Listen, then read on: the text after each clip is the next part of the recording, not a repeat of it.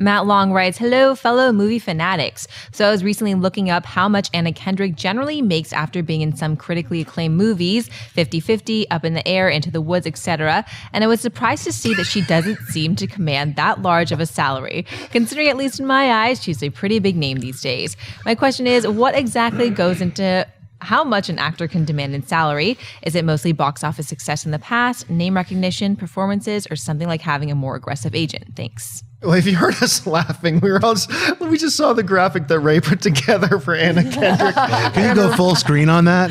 No, he doesn't have it on there. But here, by the way, guys, I mean, all these amazing graphics you hear. So we got Ray over there, who's one of our production guys here, who puts all these graphics together. We are going to find a way to get like daily the graphics he makes online, so you guys can like download the images and stuff like that. Because some of them really, I love this image. Yeah, Anna Kendrick. I think that movie Up in the Air was a little bit of a revelation for a lot of people. It's like, wait, wasn't she just the best friend in Twilight? Well, yeah, she was, but she's way more than just that. When she got an Academy Award nomination for Up in the Air, she was fantastic in that. And she's just solid in everything she's in. She's great. But being great is part of what will raise your value. But then your marketability is also what raises your value, because, you know, a producer has to look at, and you can speak to this more than I can, but, you know, it seems to me that the producer, when they're looking at what to spend money on, you want to spend the money on things that you think is going to get you money back. And so that becomes a big thing. And I don't know that Anna Kendrick right now is a household name. She hasn't proved she can carry a franchise, although she's done a great job, with the musical Pitch Perfect. Yeah. She's done fantastic in that. So it's a mixture of those things. And remember too, when you're saying the relatively low amount of money she makes, she will make more money today by dinner time than I will make in the next 5 years. So like, just keep that all in perspective too. Right. Schnepp, how do you see it? Well, I mean, someone like Anna Kendrick is like, I mean, to me, I first saw her in Scott Pilgrim. So it's like, it's a real slow build with a lot of actors and actresses. Jack Black was around for like 15 years. He was like playing little small parts before he exploded, and all of a sudden he's in like 30 movies in 5 years, and he's headlining all of those films. Then it goes away a little bit. So actors come and go in waves. So certain actors pick big movies, then just little special artistic films.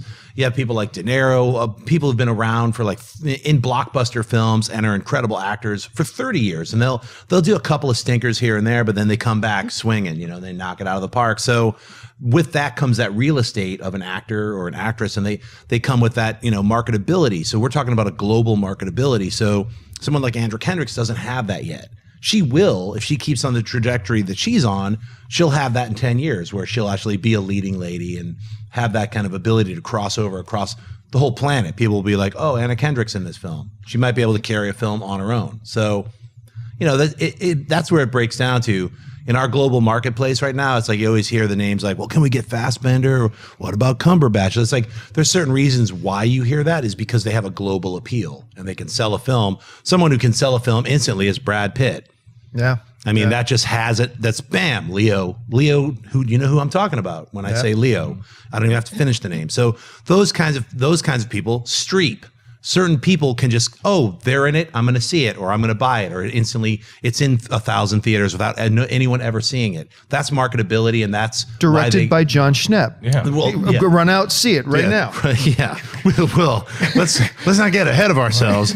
But yeah, like that kind of thing. That's why people make that kind of money, because of the marketability of their name across the globe. So it comes and goes in waves as well. You know, as somebody's really popular, then you don't know about them in 10 years. So if you didn't know, man, Kendrick can sing. Yeah.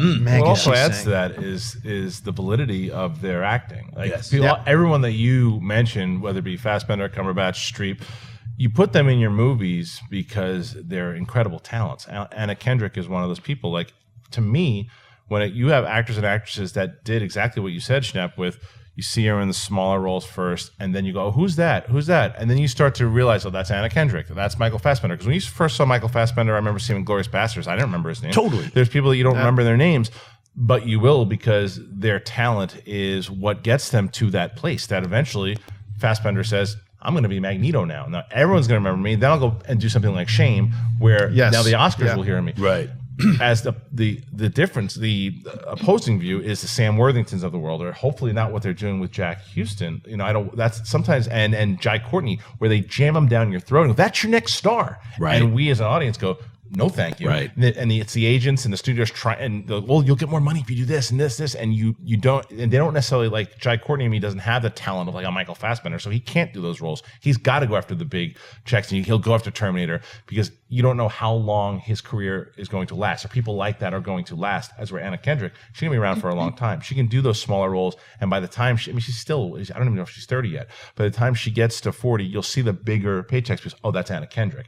The agents will go, oh, you know who that is. You want her in the movie, like with Streep. If Streep wants to do whatever, she's Streep. She's royalty. So Charlize Theron, she can do whatever she wants. Yeah, and that took a while. Devil's Advocate, all those. Why? Because anything Charlize Theron is in is amazing. Right. At least she is. She makes even it Aeon elevate. Flux was horrible. Yeah. You still wanted to watch it because better. she was in it. Yeah. And playing to what you're talking about, it's like you got to make sure I'm going to do some Oscar stuff. I'm going to do some. You got to piece it. George Clooney's philosophy. What George Clooney's big thing is. One for them, one for me. Yeah. Talking about do one that audiences are really love, do one that I'm very passionate about. Right. Then I'll do one for them, I'll do one for me. Great. It seems to have worked for him. Yeah, and hopefully that combines the two. Like the one that I love becomes the one that they love. Hey everyone, if you like this video, click that thumbs up button and make sure to subscribe to our AMC Movie News YouTube channel. It's free and helps you stay up to date with all the latest movie news, as well as our daily AMC movie talk show. Also, make sure that you follow us on Facebook and Twitter to stay up to date with all of our special promotions, contests, and prize giveaways.